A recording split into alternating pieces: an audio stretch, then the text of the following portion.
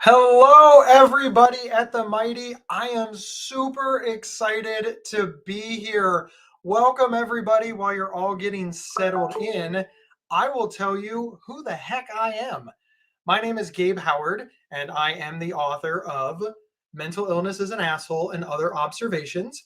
It's a really cool book with a lot of information about living with mental illness, caring for somebody who lives with mental illness, being a good friend, understanding our support. It's just a lot of stuff. But obviously it also contains the article Mental Illness is an Asshole. And you know why I named the book Mental Illness is an Asshole? Because mental illness is an asshole. So just there, it's right down there. You can grab it on my site or Amazon or wherever you want. But let me tell you who I am so you know why I'm qualified to write a book like that. I live with bipolar disorder, and I was diagnosed in about 2003. And when I was diagnosed, I thought that bipolar disorder and mental illness was something that happened to other people. I thought people with bipolar, they came from bad families, right? I believed television. My family believed television, and I have a good mom and dad, and I have a good brother and sister, and I really had a very stable home life. And see, I didn't look mentally ill. See, we thought that mental illness was rocking back and forth. We thought it was antisocial. We thought it was violence. We thought it was drooling. We didn't. We just didn't understand what mental illness looked like. So even though I was having all of the symptoms of bipolar disorder, I mean, like I swear I was like a stereotype of bipolar disorder, my family didn't notice. And because they didn't notice, they didn't get me any help. And because they weren't getting me any help, it got worse. And in addition to that, they thought all of these things were behavioral problems. And because they thought that they were behavioral problems, there was really nothing that my parents could do other than punish me. So, yes, for those playing along at home, it means that my parents literally tried to punish the symptoms of bipolar disorder out of me. And that was very devastating. It was traumatizing enough to live with mental illness, but it was even more traumatizing to let my parents and family and friends and loved ones down week after week after week, and then year after year after year. So eventually I turned 18 and I moved out of the house. I was very happy to be away from them. They were very happy to be away from me. And now I had untreated mental illness and no support system. And between the depression, me thinking that, hey, there's no point in me being here, and the mania, me thinking that I am fantastic and the world owes me. I just, I did a lot of really sad, bad, awful, hurtful things to myself and to the people around me. And it was very, very devastating. Finally, in 2003, I was taken to the emergency room where I was admitted and diagnosed with bipolar disorder. And that began what I like to call my 4-year epic battle with mental illness. And I was very, very happy. I was very, very happy to get help because I needed it so desperately. But I went through a lot. I went through a lot before I was diagnosed. I went through a lot during diagnosis, and I went through a lot in the 4 years after I was diagnosed. And when I finally reached recovery, and I define recovery as spending more of my time living my life than I do managing bipolar disorder. When I finally reached recovery, I thought to myself, this is a messed up system. I mean, this is like a hardcore messed up system, and somebody's got to do something about it. I mean, somebody's really got to fix it. And so I set out to fix it. And not alone, I joined a group of other people, and I became a certified peer recovery supporter, and I became a volunteer for lots of great mental health organizations all over the country. And I started speaking about living with bipolar disorder, and I started doing very, very cool things like this, just answering questions about living with bipolar disorder. So that is me. All you have to do is enter your questions into the comment section. You can ask me anything about depression, bipolar disorder, anxiety, being a mental health advocate, about my book, anything mental illness. I will answer as many questions as I can over the next half an hour or so. So the ball is literally in your court at this point. All you have to do is type in the questions that you want to ask, and I will answer as many as I can. Now, camera, do we have anybody watching? are there questions? Because obviously, if there are no questions, this is gonna be short. All right, big round of applause to Camera. She runs the back end. She's super cool. All right, Camera, pop up the first question and let's get going. I have bipolar disorder, anxiety, obsessive compulsive disorder, post traumatic stress disorder, and just about everything you can think of that has to do with mental illness. So I agree with you that mental illness is an asshole. And I've been struggling with all of this for a very long time. What kind of medication are you on, if you don't mind me asking? Thank you so much, Amanda, for asking this question and for agreeing with me. I love it when people also agree that mental illness is an asshole, because it is, right? It's so awful. Uh, I do not disclose my medication just for a variety of reasons, because what works for me doesn't work for you. But I do have some information for you. I'm not going to just leave you completely hanging. The first thing that I tell people is that I'm on 7 different medications. So I've got an antipsychotic, I've got an antidepressant, I've got an anti-anxiety. I'm even vitamin deficient. So I even take a prescription prenatal vitamin. That's really the only one that I really tell people, because obviously it's important not to be vitamin deficient. But it took a long time to reach that, and I needed from several different categories, and I need different doses. And even as I aged and my body changed, that changed as well. So don't be alarmed if the first medication doesn't work, or if you need to be on a cocktail, or if you need to be on a couple of different medications. That's very, very, very normal. Like I said, from the time that I left the hospital when I was diagnosed with bipolar disorder to the time that I got that med cocktail, support cocktail, therapy cocktail, coping skills cocktail, the whole cocktail, correct, took about 4 years. And that's not unusual.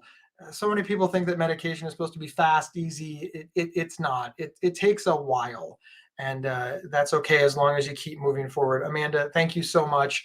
And keep working. Thank you so much. Drop your questions in the comments and I will answer as many as I can. Thank you, everybody. Camera, if you're back there, pop up the next question while I drink some Diet Coke. What are the different phases of bipolar disorder? So, thank you so much for this question, because the first thing is, even in your question, you acknowledge that there are phases.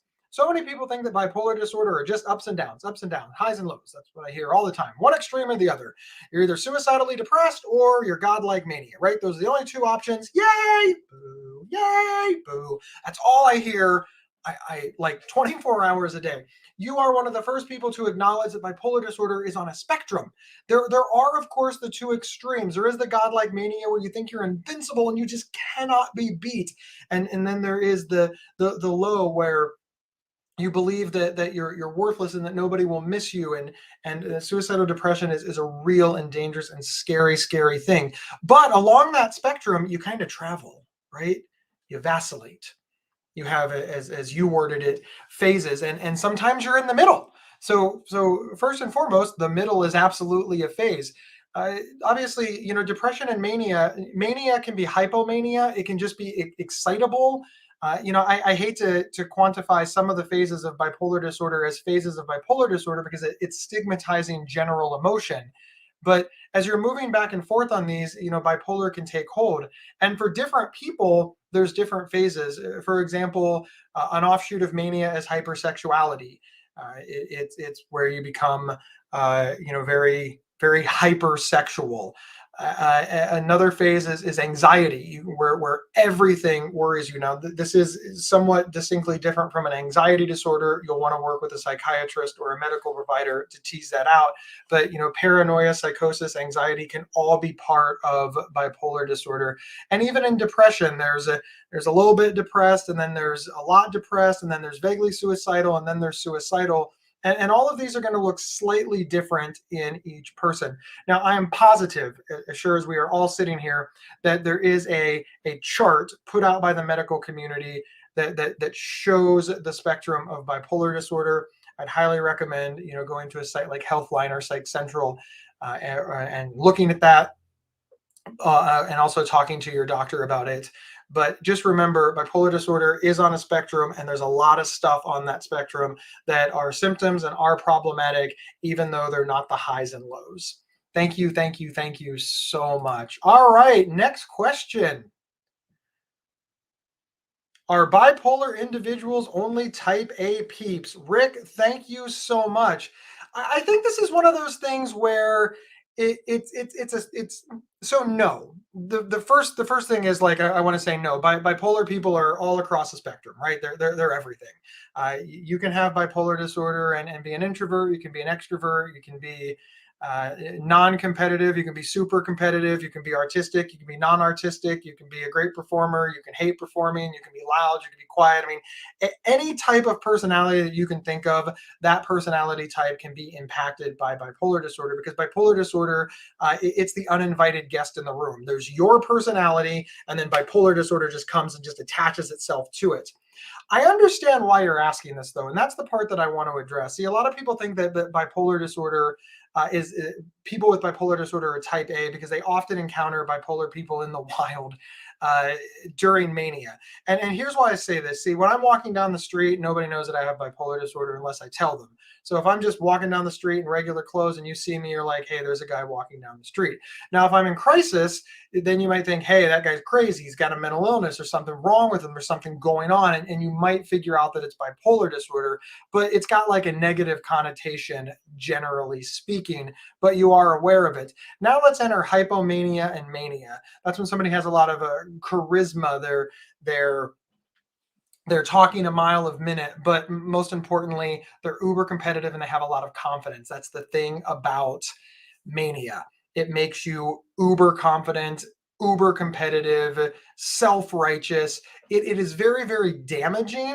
But to an observer who is watching, especially in small doses, it looks a lot like just a type A personality. I want to assure everybody that it's not. It gets much, much worse. You know, type A personalities, we need them in the world. I don't have anything against competitive people. I love competitive people. But if you're a type A personality, you need to know when the game is over and to be a gracious winner or a gracious loser. And in mania, that gear doesn't exist. So it's not really type A, is it? It's I think this comes from a misunderstanding of mania, a misunderstanding of the personality types, and people realizing that, hey, Gabe has bipolar disorder, and look at his mania. He's very competitive. He must be a type A, and then that sort of formulates this opinion. But the quick answer to your question, no, all personality types can have bipolar disorder, not just type A. Thank you, thank you, thank you so much. All right, let's pop up the next question. Camera, big round of applause. You are super, super awesome. Big round of applause for camera. All right, any thoughts on rapid transcranial magnetic stimulation? I'm treatment resistant, bipolar type 2, and I'm about to try this course of treatment. First thing I want to say is I personally have never done this. This is not a treatment that I personally have used. So all I'm going to do is repeat some research. I interviewed a gentleman on my podcast, Inside Mental Health, an expert, a researcher, a doctor that utilizes TMS. And I asked him just a number of questions. And he answered all the questions. And then I fact checked them. All came out good. So I am just going to repeat some information that I learned from a doctor and I have checked up on my own. It's a podcast that you can find. It's Inside Mental Health. It's over on psychcentral.com/show. You can find it, just search for TMS and you can learn a lot more about this. I just want to give you that resource absolutely free. psychcentral.com/show. Look for the TMS episode. So what they said is it's a great therapy and it works well on treatment resistant people with bipolar disorder, depression, and other mental illnesses. And it doesn't have a lot of memory loss, and it's getting really good feedback from the people who are using it. Now, nothing is 100%. I can't promise that you're going to have a perfect result, a desired result, even a good result, but I can tell you that the data is very positive. And the people who I have talked to that have experienced in research for the show speak very highly of it as a modality of treatment. And that's like super encouraging, right? I love that we have a new treatment out there that is gaining research and buy-in from the medical community. And it seems to have a good review and a positive experience for people living with mental illness. So I think you're in good hands. Please talk to your doctor, ask them the questions. Also, go ahead and look up that podcast again. It's absolutely free, Inside Mental Health, psychcentral.com/show, and take a listen. He speaks very articulately about it, and obviously, as a doctor, certainly much better than I can. All right, Camera, next question. Hello, hello, Tammy. I'm 49 and was diagnosed as having bipolar disorder when I was 36. Now, professional thinks I've been misdiagnosed and I have complex PTSD. I'm so confused now. Have you seen this happen often, and is it treated the same? So I want to. There's a couple of questions here, and I want to address the first one first, which is a misdiagnosis in mental health common? Yes, absolutely, unequivocally, yes. And it is not proof of anything other than new data has become available. Here's the example that I always use. Most of us have dated somebody, and while we were dating them, we're like, oh, this is great. This person is wonderful. We're so in love. Yay. Because we're dating them. That's your boyfriend, your girlfriend. You're so happy it's your boo. Right. And then new data becomes available, and you start to think, I'm noticing some cracks here. You're getting the new data, and then eventually that relationship ends. Now, I'm not saying that it ends dramatically or badly. I'm just you get the new data and you realize, hey, I don't want to make a long-term commitment to this person, or this person doesn't want to make a long-term commitment to you for whatever reason. And because of that new data, you decide to go in a different direction. That's not proof that you did anything wrong. That's just you gathered evidence by dating the person, by getting to know the person, by asking questions. As the new data became available, you shifted from this boo to this boo. You moved, right? You made a new decision based on the information and the context available to you. There is no shot. We can't do blood work and spread it on a cell, look under a microscope and diagnose this stuff. So we have to diagnose by information.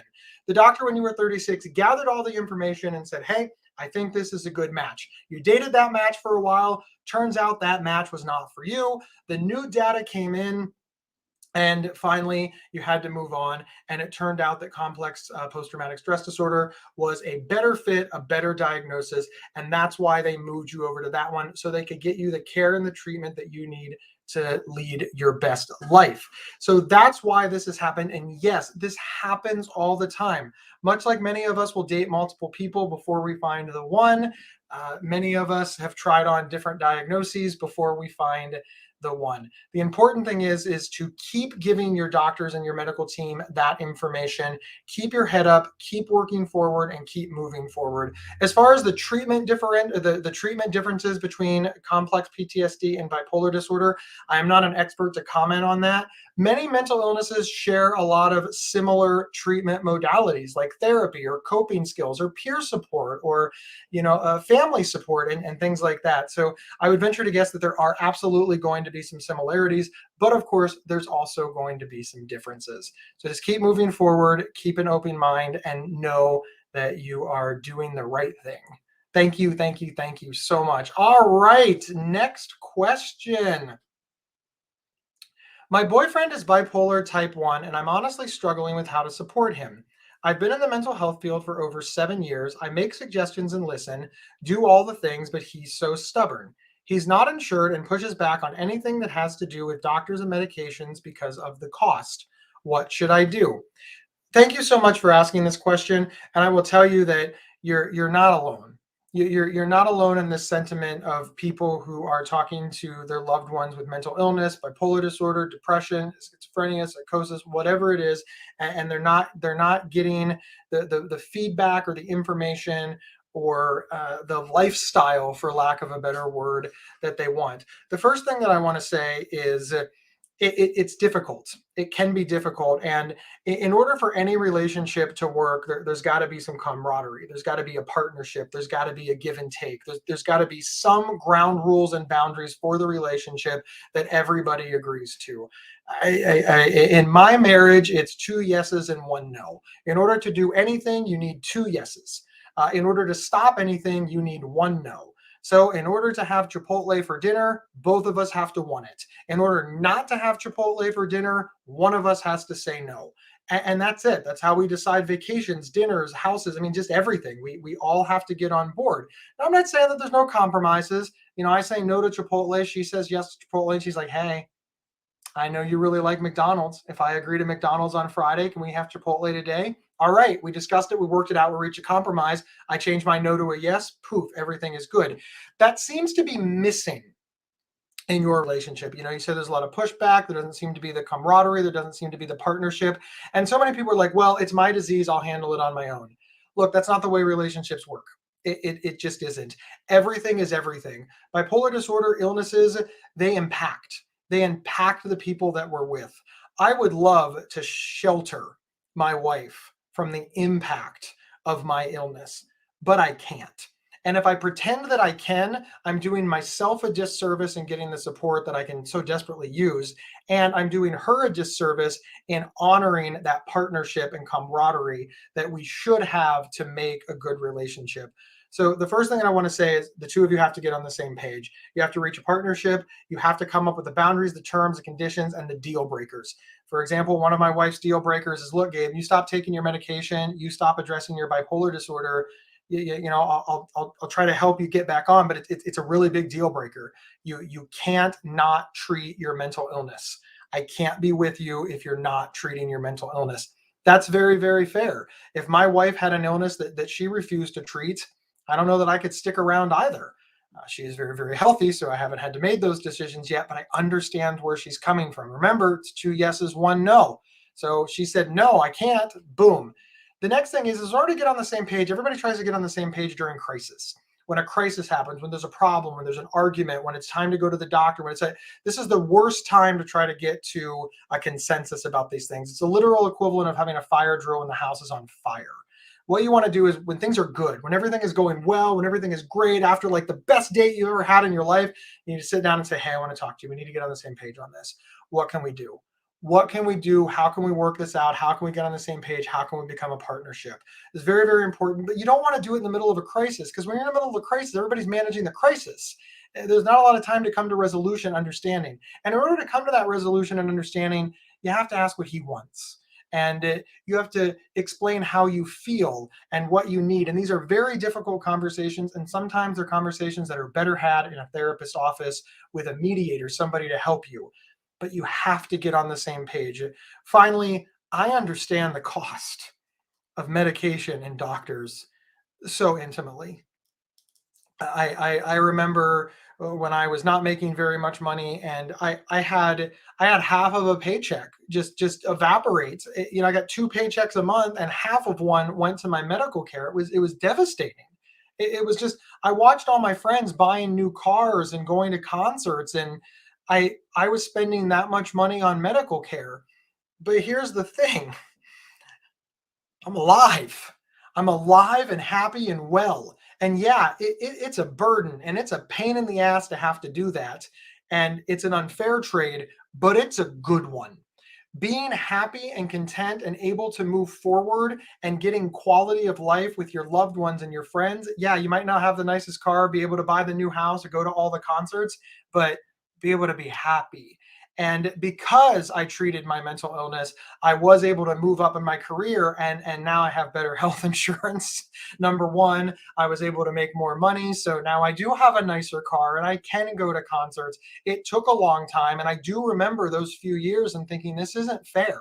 And it was not fair. It was not fair. But it was the best decision that I could make to prioritize my health over a lot of other things. It's a struggle, and I respect that it's a struggle. And I think that if you honor that with your boyfriend, that one of the reasons that he's struggling is because, yeah, it's unfair.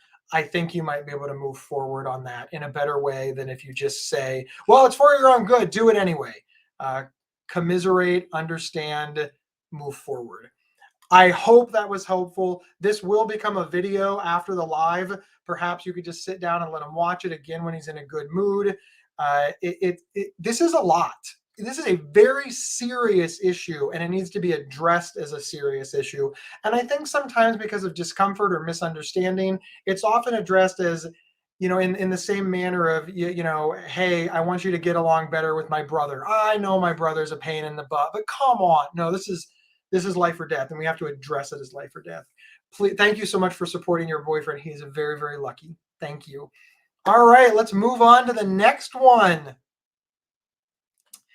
What are the differences between 1 and 2? So essentially, there's a lot of little differences, but the big one is mania. In bipolar 1, you have full-blown mania. In bipolar 2, you have hypomania. That's the big one. There's other little idiosyncrasies that you'll want to work out with a doctor, but the big one is the mania. If you have bipolar 1, you hit hypomania, which is a lower form of mania. If you hit bipolar 1 is full-blown mania.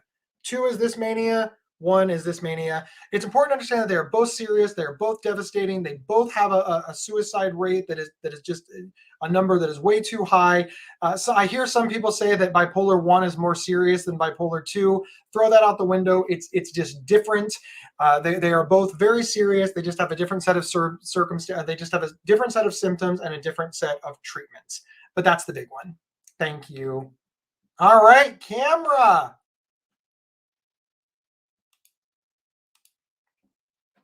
She's getting a good one up, I can tell. Have you experienced memory loss in, thank you for the question, I apologize. Have you experienced memory loss in your depressive episodes, and did the things you couldn't remember come back after you were out of the depressive state?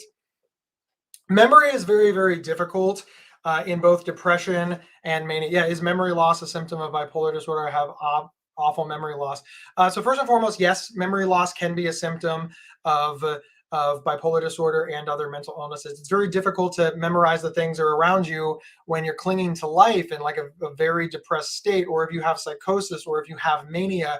Your brain is attacking your brain, and forming memories is not at the forefront of its desires, right? It's the illness is obviously got an agenda to destroy you, and your brain is trying to defend itself from the illness. So if you look at it that way, you can see where memories are very different. So yes, as far as things coming back, sometimes it's very odd, right? Sometimes I will have no memory of something because of depression or because of mania or even because of anxiety or hypersexuality or psychosis. And somebody will say, Gabe, remember you did X. And they'll start like painting a picture and it's somehow in there. And I'll be like, oh my God, I remember yelling at somebody, that was you? And they'll be like, yes, that was me. And then the piece that I remember is the yelling, and they fill in some details, and then it kind of merges together. I don't know if that's so much the memory coming back as the prompting and the filling in of the people around you mixed with the bits and pieces that you can remember fills out a better picture. So I don't know that I want to buy, or I don't want to say the word the memory comes back as much as sometimes it can be helped. One of the things that help that is journaling. I know a lot of people write down their thoughts when they're in a depressive state so they can remember them when they're better, both so that they can build coping skills so that they can move forward, and so they can show them to the doctor to show the doctor or their medical team exactly how they were feeling during that mood swing. So I understand why you're worried about it. I too would be worried about it. This is definitely a symptom of bipolar disorder or any mental illness that you absolutely unequivocally want to bring up to your medical team. There are treatments available. I do not know them all. I don't know what they might be, but don't let that symptom go. Memory loss is a big deal, and you want to get ahead of it as quickly as possible. So please make it a priority with your medical team, along with everything else. It's in many ways just as serious as depression or mania or anxiety or hypersexuality or psychosis. It's just another symptom that you want to get ahead of with your medical team. All right, are we ready to do a rapid round? I think, yeah, let's do a rapid round before I get out of here. We're going to overtime, ladies and gentlemen. Thank you so much for being here. All right. Why do you think I dislike getting out of my flat? The world is scary, right? Your home, your apartment, wherever it is that you live is curated to you. All the stuff that makes you comfortable and confident and safe and unafraid is right there. Outside, it's out of your control. It's loud, it's noisy. People could talk to you. You could have disappointments. You could leave your apartment, go to the store, and be so excited to buy that loaf of Wonder Bread, and boom, they're out of Wonder Bread. right? That can be devastating. You work so hard to get out of your house and they don't even have the bread that you like. This is not a problem at home because everything you like is there. That's a big one. That's a big one. Therapy and coping skills can help with that. I highly recommend it. All right, next question. I'm undiagnosed and struggle with anxiety and depression. Any advice for someone who is scared to see anyone for a diagnosis and who to talk to first, family doctor or therapist? So anybody that you talk to first is definitely a better person to talk to than nobody. Don't let perfection get in the way of progress. So whether you start with your family doctor and get a referral to a therapist, whether you call up a therapist, that we can debate this all day. That is entirely up to you. I will say that you're probably going to end up at a therapist. I can't imagine your family doctor doing therapy, but your family doctor might prescribe or give you a recommendation to a psychiatrist, or a medical nurse. I'm sorry, a psychiatric nurse practitioner. It just depends on how medical care works, where you're going, and what city, state, or even country you live in. But the advice that I have for people who are scared to see a therapist, I don't think that's a bad thing. People tell me, well, I'm scared to see a therapist. I think that's a very reasonable emotion. You have an illness. You're sick. You're not feeling your best. You're worried about that. You're worried about the treatment, what it means. It is scary. I think that is proof that things are going very well in your brain, that you're scared to seek medical care for a severe or for a potential severe and persistent mental illness. I'd be scared too. I was scared. So, in that way, when you frame it like that, being scared to do it is actually a very rational and normal feeling. As far as how to handle that, because I so encourage you, please get the help that you need. You will not regret it. It'll take a while. You might have to go through more than one therapist. You might have to start at your family doctor and move your way around, and it can take, but it's so worth it, right? It's like climbing Mount Everest, right? It every day is horrible, horrible, horrible, horrible, and then for like 10 minutes you're at the top, and you're like, the only difference here is that in this way you stay at the top forever, and it's fantastic. Sometimes you might slide down the hill a little bit, but then you can climb back up and boom. So just consider that. Consider that. As far as how to help with that, scared, bring a friend. Ask a friend to drive you. Ask them to wait in the waiting room. Ask them to meet your therapist with you and then leave. Make a plan that if you don't want to take somebody with you, if your therapy appointment is from 11 to 12, meet your friend at 12:15 for dinner or a movie or lunch or coffee or whatever, just to kind of make it a little bit, something on the other end of it. All right, I'm not looking forward to therapy, but I'm really looking forward to dinner with my buddy. Try to arrange it like that. Just do whatever you can. And listen, just like when you get a new job, the first day is the hardest. With therapy, the first appointment is the hardest, and then it gets better from there. I strongly encourage you to do so, and I believe in you. And it's okay to be nervous. Sincerely, it's okay to be nervous. All right, next question in the speed round. Believe it or not, this is the speed round, ladies and gentlemen. Do you have tips dealing with your employer when you have mental health disorders and trying to constantly balance the ups and downs of finding the right treatment? Yes. So first and foremost, I'm going to answer this question as if you are in America. You're going to want to talk to your human resources person. If you have a big enough company, don't start with your supervisor. Don't start with your boss's boss. Don't start with your coworkers. Make an appointment for human resources. Just make an appointment with human resources. Walk right in and say, hey, I want to make an appointment with you to get reasonable accommodations so that I can set all this up and get what I need so that I can both be successful in my life, in the treatment of my disorder, and for this company. Human resources can be your best ally to get everything that you need to move forward in the most practical and productive way. So start with human resources. Now, if you work for a smaller company, you might have to have this conversation with your supervisor or your boss's boss. Ideally, I recommend going to whomever you don't work with day by day. Obviously, the smaller company, the harder it is, and that does make it more difficult. So that is what I recommend, because if you can document and get the resources that you need, that is going to put you in the best position. Now, I always asterisk this with saying, it's difficult.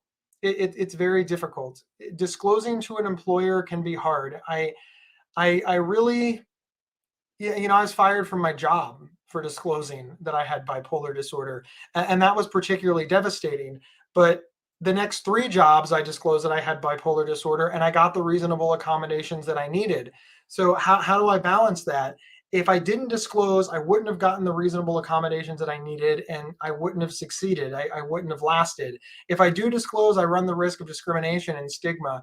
It's it's hard. It's very, very hard, and I don't want to give anybody the impression that it's not hard. But as far as what I recommend, document, document, document, and start with human resources or somebody that you don't work with every day. And if possible, the people that you work with every day, shield them from that so that they don't know, and then you don't have to worry about them treating you any different. Again, as reasonably as you can. It is not a perfect system. And be strong, advocate for yourself, document everything. All right, we have time for one more question. All right. Hey, I've got a question. After a hypomanic episode, I find myself desperately trying to stay there since I don't want that to go away. Have you been through anything like this? Yeah. Yeah, mania is addictive and it feels really good. And the real world can feel really bad. The reality though is that hypomania it's not real. It's not just because something feels good doesn't mean that it is good. I like it to alcohol and drug abuse. I like it to a lot of other things. But you know what I really liken it to? Hypomania is Disney World. See, if you go to Disney World for a day, you're on vacation, right? It's neat, it's cool, it's interesting. And maybe you can stretch that out for a few days and it's still fun and it's exciting. But if you live at Disney World, that song is just awful. Drinking $7 Diet Cokes and $8 hot dogs every day it's just gonna grate on you. All those crowds and those lines. See, it's exciting for a few days, but after a while, it's just life. It's not exciting anymore.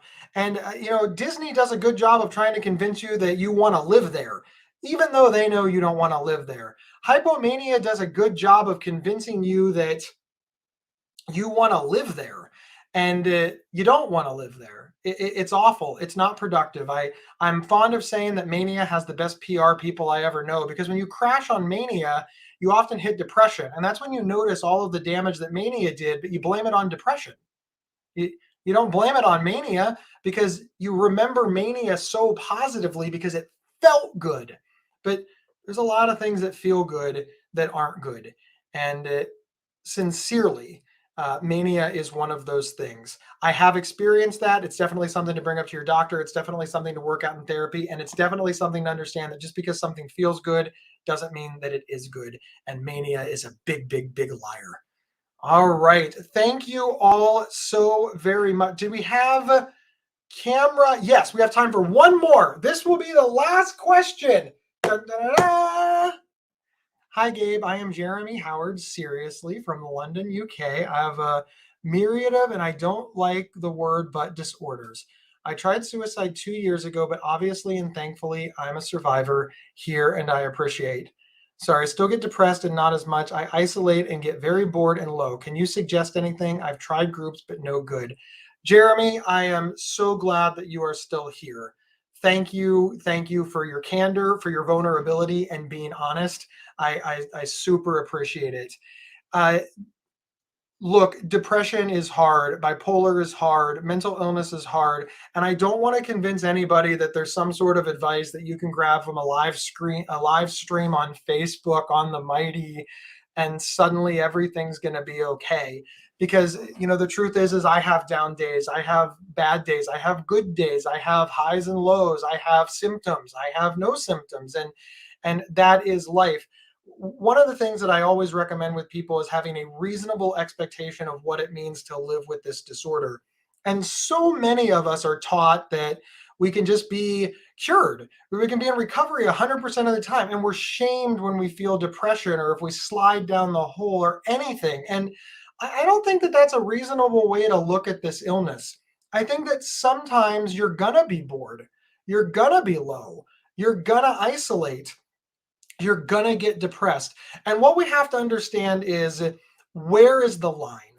See, you didn't give, an amount of time, but if this was for a day, once a month, I'd say, that might well be reasonable. You might need to recharge your batteries. Sit in your room, sleep all day, rest up, and then if the next day you bounce back and go strong, this may well be a good trade. Should you mention it to your doctor? Absolutely. Should you mention it to your therapist and maybe look for a coping skill? Absolutely. But don't beat yourself up. You live with a chronic condition. Chronic conditions have chronic symptoms, and sometimes that's going to rear its ugly head and get to you. It does to me, it does to everybody I know. And setting that expectation helps not feel so bad about yourself when it happens. As far as groups come and go for me. Sometimes I like groups, sometimes I don't. And it has a lot to do with how I feel personally, and it has a lot to do with the makeup of the group.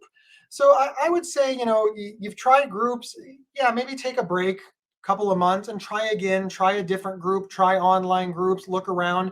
Sometimes the group it just clicks.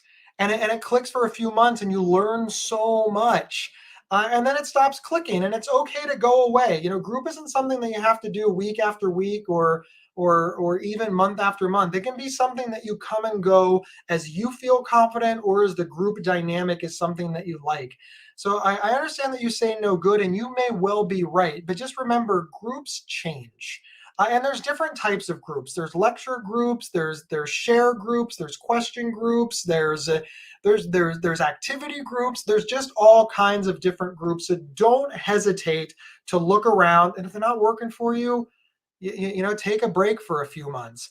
And then finally, talk to your therapist about it. Coping skills are very, very powerful, and you got to find the ones that work for you. And there's literally an infinite number. There are as many coping skills as there are people. Some people walk around the block. Some people go to the store and get a cup of coffee, or go to the coffee shop and get a cup of coffee. Some people call their mom. Some people do all kinds of things, and they're all valuable and they're all good. It's just a matter of what works for you. So reasonable expectations. Follow up with your doctor or therapist, and don't discount groups. They come and go.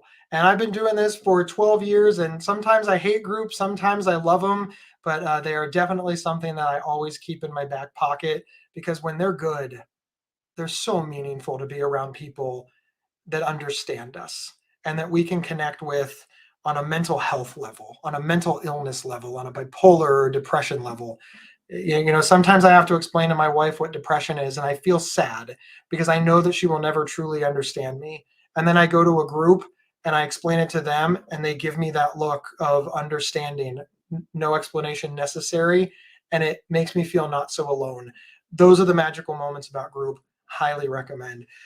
Thank you, everybody. Thank you. Please check out my book, Mental Illness is an Asshole and Other Observations. It's 380 pages of awesome. It's available on my website, Gabe Howard. I'll sign it and I'll give you swag. But here's a free thing. Check this out. You can zoom in. The Inside Mental Health Podcast, listen on your favorite podcast player or psychcentral.com/show. Go check it out right there. It's absolutely free. I really highly recommend it. Lots of great information. Listen to the topics that interest you, that will help you. There's all kinds of topics. Just so many topics, personal stories, doctors, Harvard researchers. Hell, Dr. Phil was on the damn show. Check it out. It is super, super, super cool. Thank you, everybody. And I will see you. Well, geez, I'll see you in a couple of weeks.